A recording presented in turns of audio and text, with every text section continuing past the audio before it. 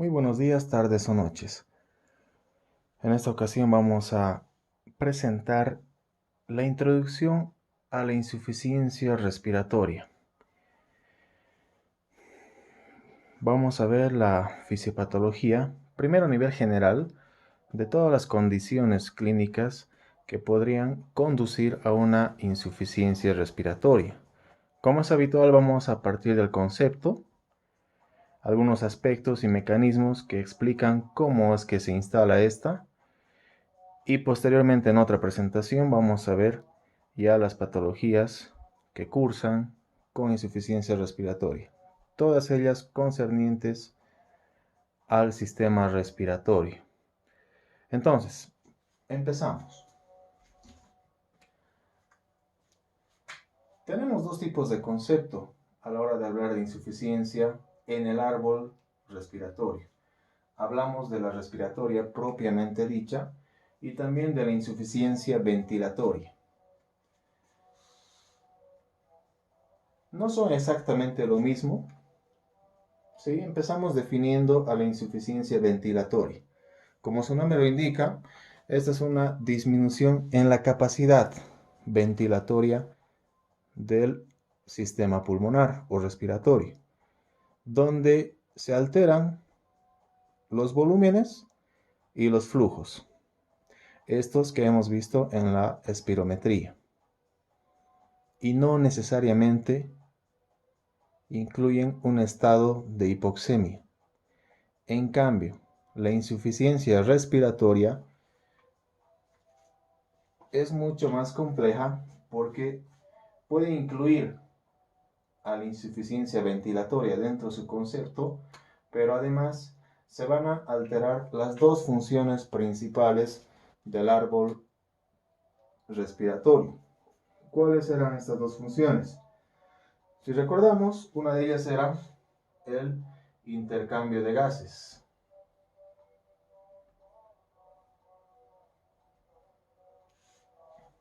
A través de la hematosis.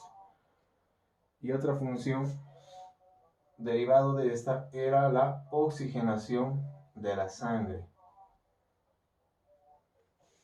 Entonces, en la insuficiencia respiratoria se van a alterar las dos funciones principales del sistema respiratorio, lo que me va a conducir de manera indefectible a un estado de hipoxemia.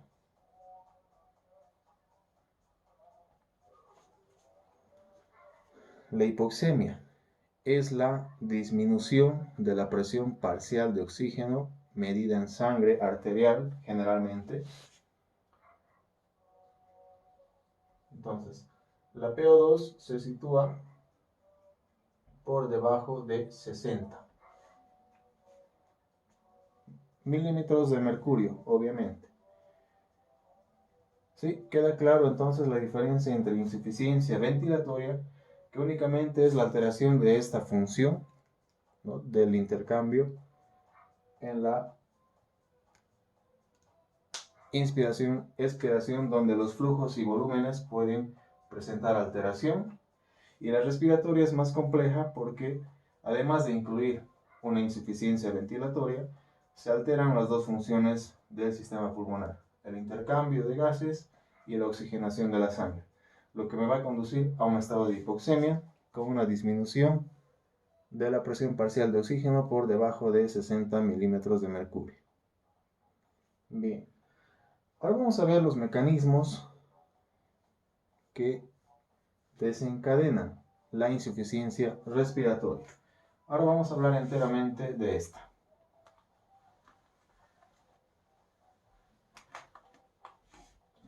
Recordamos en la introducción a la fisiopatología del sistema respiratorio, habíamos visto 4 mecanismos que regulan y garantizan una buena función ventilatoria y por tanto de todo el sistema respiratorio. 3 de estos mecanismos pueden fallar y conducirnos a una insuficiencia respiratoria. Vamos a ver el primero de ellos. O los conocemos a los 3 y de ahí vamos desglosando. Entonces, ¿qué mecanismos se pueden alterar? Recuerdan, la ventilación pulmonar era uno de los componentes. Entonces, en la insuficiencia va a haber hipoventilación pulmonar, obviamente. El segundo mecanismo, si recordamos, la ventilación se asociaba y relacionaba con otro mecanismo, que era la perfusión, y sacábamos un índice. Ese índice era la relación BQ o ventilación-perfusión. En este caso también va a haber una alteración del cociente ventilación-perfusión. ¿Sí? Sabemos que Q en sistema respiratorio es perfusión, entonces el cociente puede estar alterado. Y como tercer mecanismo que puede conducirme a insuficiencia respiratoria, va a ser también otra alteración. ¿De qué? De la difusión alveolo capilar. Entonces, cualquiera de estos tres que presente alteración me va a conducir a un cuadro de insuficiencia respiratoria. ¿Cuál es la característica? La hipoxemia. Empezaremos describiendo el primero de ellos, que es la hipoventilación pulmonar. Entonces borramos momentáneamente los otros dos. ¿Y en qué consiste la hipoventilación? No es otra cosa que el fracaso en la renovación del aire que está contenido en los alveolos. Vamos a anotar aquí el concepto. Fracaso en la renovación del aire contenido en los alveolos. Y otra característica de esta, el parénquima pulmonar puede estar sano. No necesariamente hay una lesión del tejido pulmonar, puede estar sano. Y por algunos factores que vamos a mencionar, puede haber un fracaso en la renovación del aire alveolar, es decir, de la ventilación. Entonces, ¿cuáles son esas causas de hipoventilación pulmonar? Tenemos una que es a nivel central. Vamos a anotar con viñetas, ¿sí? Para facilitar. Una que es a nivel central, la depresión, ¿sí? Depresión del centro respiratorio. Hemos visto también la regulación respiratoria, que el centro de la respiración se encuentra a nivel del tronco encefálico. Entonces, la depresión de este, mediado sobre todo por fármacos y drogas, me puede producir y conducir a un estado de hipoventilación y por tanto a insuficiencia respiratoria. ¿Qué tipo de drogas? Todos los derivados opioides, ya sea por vía parenteral o por vía oral, de forma iatrogénica en los hospitales, o también puede ser inducida por el propio paciente. Otra causa de depresión del centro respiratorio, el abuso del alcohol. Una intoxicación alcohólica aguda, obviamente, puede conducirme a una depresión y hasta parálisis del centro respiratorio. Segunda causa. Enfermedades o patologías que alteren niveles inferiores al centro respiratorio. Es decir, ¿dónde comanda este? ¿De qué otros recursos se vale para llevar a cabo la función respiratoria? ¿A quién envía señales? A los músculos de la respiración. Entonces, la alteración de los músculos respiratorios. Ya sabemos que el principal es el diafragma, pero también tenemos los accesorios como los escalenos, intercostales, internos, externos, esternocleidomastoideo. La afectación de estos también me puede conducir a hipoventilación. Puede haber daño también a nivel de los cables que están llegando a estos músculos. ¿Cuáles son los cables? Obviamente los nervios. Imagínense una lesión en el nervio frénico o cualquier rama del plexo cervical, principalmente, o algunas pequeñas ramas del plexo braquial, pueden conducirme a un estado de hipoventilación. Finalmente, he mencionado la parte muscular, la parte nerviosa. ¿Qué me falta? La parte ósea. Dentro de la misma viñeta, también el tórax óseo puede estar afectado. Un ejemplo típico, fracturas costales.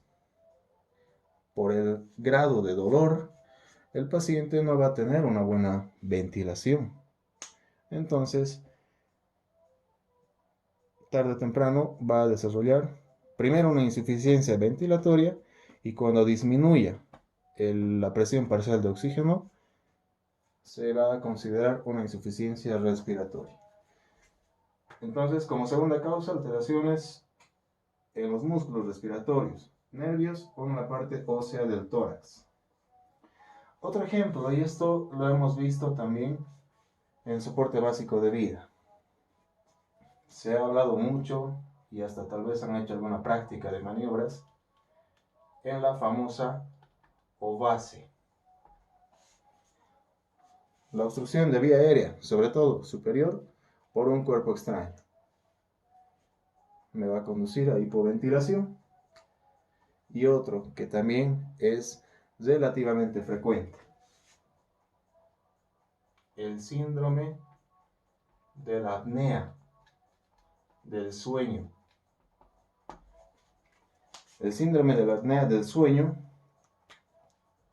¿sí?, es un estadio clínico muy complejo que lo vamos a dividir en dos y aquí vamos a mencionar solo la parte más importante. Tenemos dos tipos. El tipo, la apnea que es obstructiva,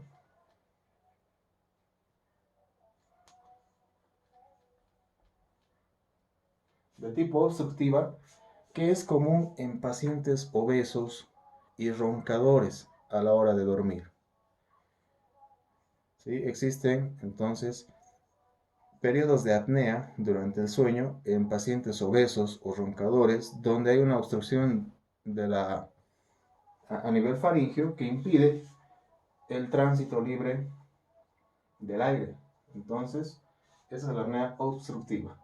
Y hay otra que es a nivel central y esta no depende del estado físico del paciente ni de la postura que adopta al dormir. Hablamos de la apnea de tipo central. Y esto ocurre principalmente durante el sueño profundo, donde durante varios segundos, en periodos intermitentes de la noche, el centro respiratorio no manda señales a los músculos de la respiración. Entonces, existe un periodo de apnea a nivel central, en el centro mismo de la respiración. Entonces, todos estos componentes son pertenecientes a la hipoventilación pulmonar, ¿sí? El primer mecanismo de la insuficiencia respiratoria. Veamos el segundo, y que es más frecuente todavía que este otro. ¿Recuerdan cuál era el segundo mecanismo? La alteración del cociente ventilación-perfusión. Alteración cociente BQ.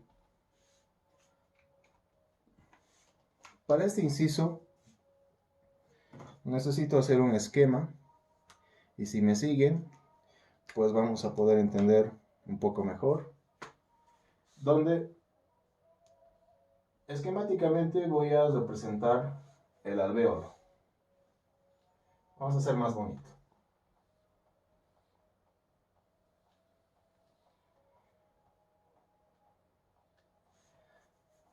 Tengo el saco alveolar con el bronquiolo respiratorio. ¿Qué elemento me falta para completar el ácido? Obviamente,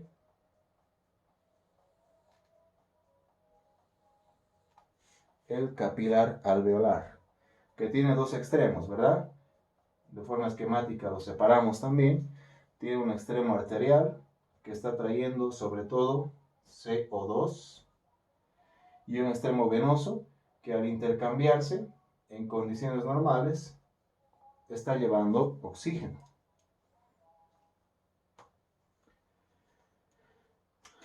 Entonces, el cociente BQ en condiciones normales me dice que la ventilación, es decir, el oxígeno que está ingresando, el volumen de oxígeno ventilado tiene que ser igual al volumen intercambiado o perfundido. El capilar está trayendo sangre con dióxido de carbono. Lo que tiene que pasar normalmente es que este CO2 se quede en el alveolo y este oxígeno pase al extremo venoso para llegar al corazón y a la circulación sistémica. Este es el circuito normal. ¿De qué forma se puede alterar el cociente BQ? De dos formas. Entonces, este lo vamos a clasificar en dos. ¿Sí? En el inciso A, decimos que hay una BQ baja. ¿Sí?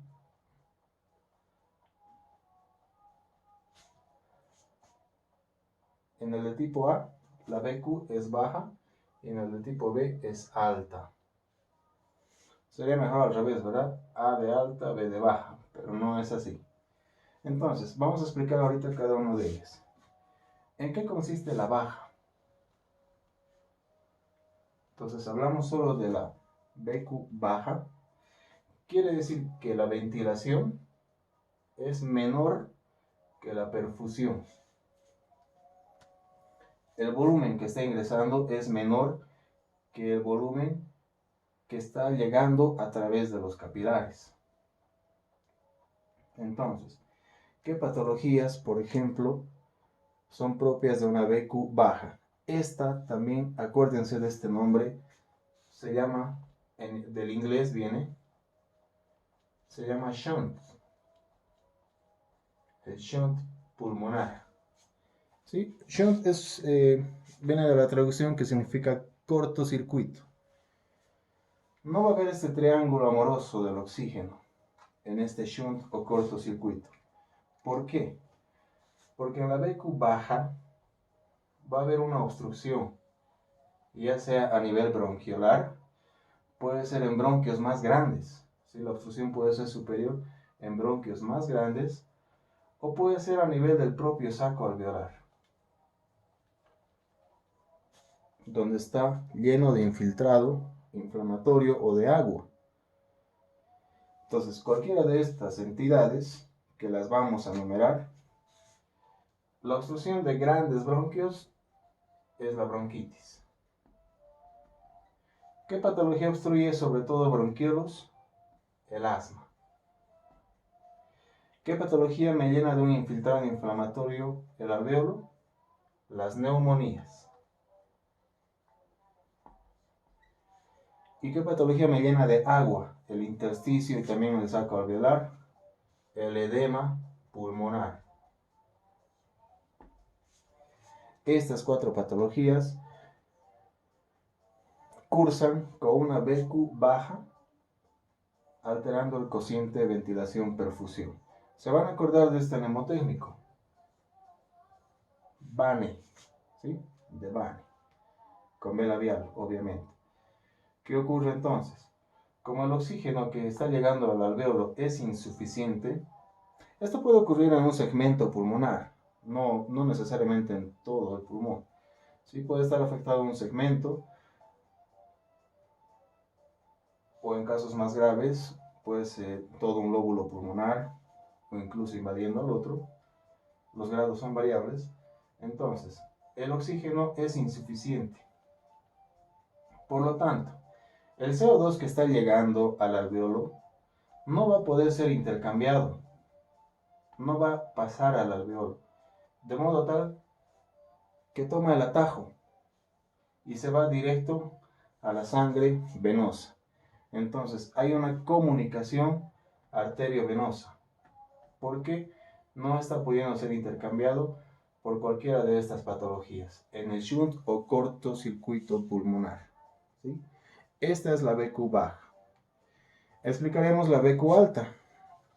Es un tanto a la inversa. ¿Sí? Entonces, borramos todo nuevamente.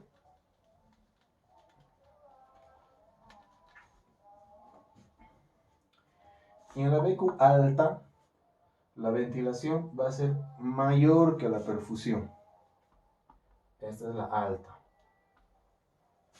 La ventilación es mayor que la perfusión. Quiere decir que el volumen de sangre que llega al alveolo va a estar disminuido, principalmente por una obstrucción. ¿Qué se llama la obstrucción? Por coágulos sobre todo, de las arterias pulmonares o cualquiera de sus ramas. Se conoce como tromboembolismo pulmonar en líneas generales. Entonces, el TEP o tromboembolismo pulmonar es característico de una BQ alta, donde la ventilación es mayor que la perfusión, porque este bloqueo no está permitiendo llegar sangre a través de este capilar. El paciente con cada inspiración sigue metiendo oxígeno. Entonces, en este caso, el árbol bronquial y alveolar está limpio. El problema es a nivel circulatorio, a nivel de la perfusión. Entonces, como no hay sangre o no hay oxígeno o CO2 que se intercambie con este oxígeno, va a haber una actividad respiratoria como desperdiciada, ¿sí? Porque se está metiendo oxígeno, se está expandiendo este saco alveolar, pero no sirve de nada. Por eso a esta BQ alta también se le llama espacio muerto alveolar.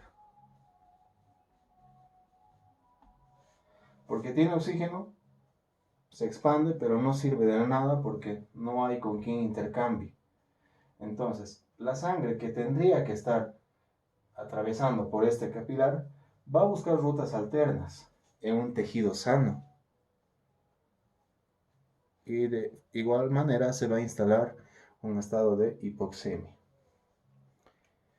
¿Sí? Esto concerniente al segundo mecanismo, que es la alteración del cociente. Hay una baja, donde la ventilación es menor que la perfusión. Ya hemos visto las patologías, que eran 4 principalmente. Y la alta, que es esta, representada por el tromboembolismo pulmonar, donde la falla no está a nivel del árbol bronquial ni alveolar, sino en la perfusión a nivel vascular. Hablaremos del tercer mecanismo, ¿sí? Vamos a requerir nuestro mismo esquema. Lo borramos. Recuerden, el tercer mecanismo va a haber una alteración en la difusión alveolo capilar. Número 3. La alteración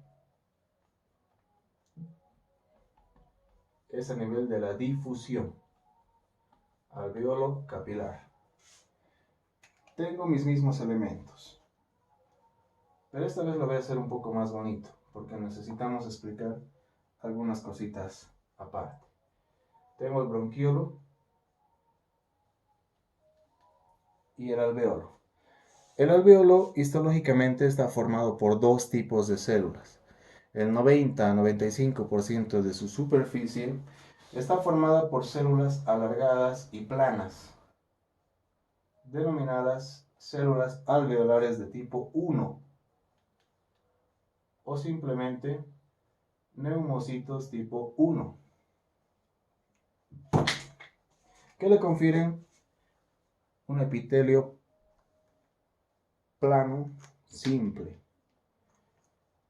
Esto facilita la difusión. Y además se compone de un segundo tipo celular, que es el neumocito tipo 2 o célula alveolar de tipo 2.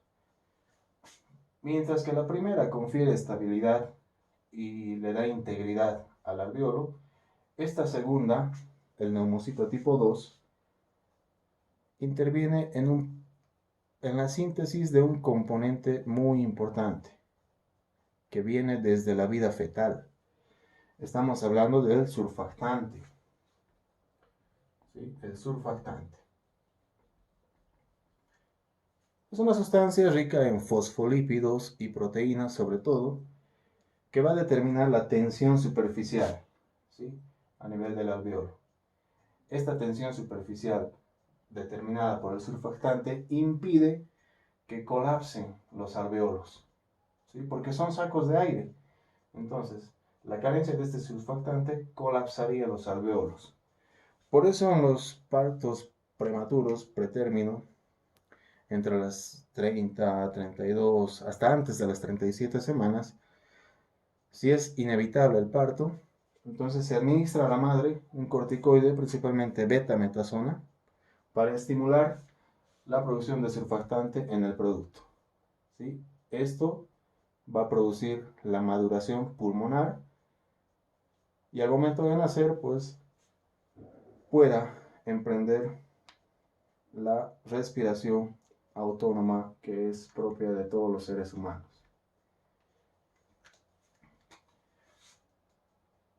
Mi capilar ya no está obstruido. Entonces, esta es la membrana alveolo capilar.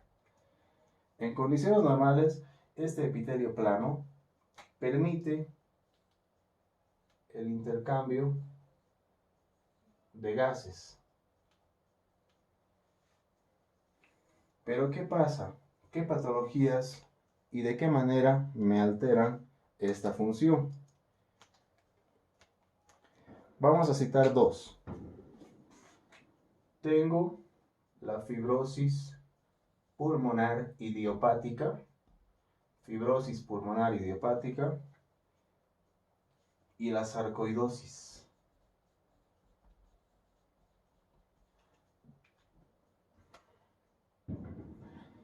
Donde este epitelio simple va a estar engrosado, se va a volver tejido fibrótico. Y ustedes saben que el tejido fibrótico no es distensible, no es viable para el paso de sustancias y puede alterarme también la producción de surfactante. De modo tal que la difusión alveolo capilar va a estar intervenida o interrumpida por estas patologías. Asimismo, se puede llenar de líquido intersticial, como ocurre en la sarcoidosis. Existe un edema intersticial que impide la hematosis fisiológica. Entonces, estos tres mecanismos, en resumen, son los que explican los